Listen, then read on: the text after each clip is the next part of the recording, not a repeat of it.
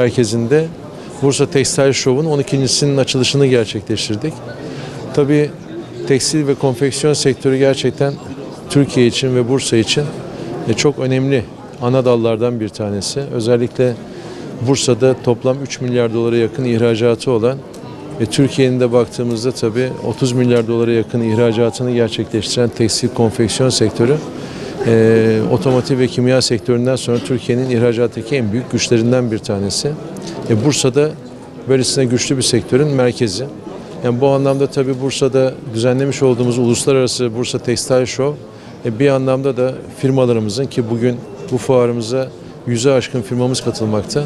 Bunlar yapmış oldukları bütün koleksiyonları, yenilikleri dünyadaki alıcılarla bir araya getirdikleri önemli bir platform burası. Tabii en değer verdiğimiz alanlardan bir tanesi de bu fuardaki trend alanımız.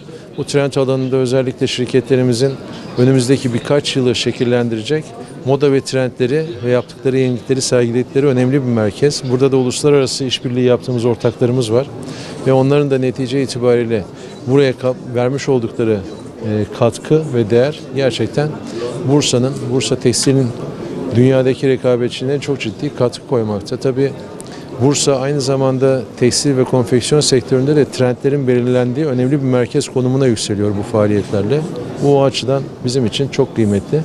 Tabii özellikle Bursa Ticaret Sanayi Odası olarak bu fuarda çok önemli alım heyetleri düzenliyoruz.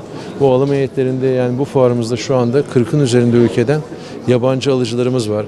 Yani Next'ten Shibo'ya, Shein'e kadar birçok dünyadaki önemli oyuncuların satın alma ekipleri fuarımızı ziyaret ediyorlar. Yine 34 ülkeden yaklaşık 200'ün üzerinde alıcıyı, uluslararası büyük alıcıyı yine Bursa'mıza, bu fuarımıza getirdik.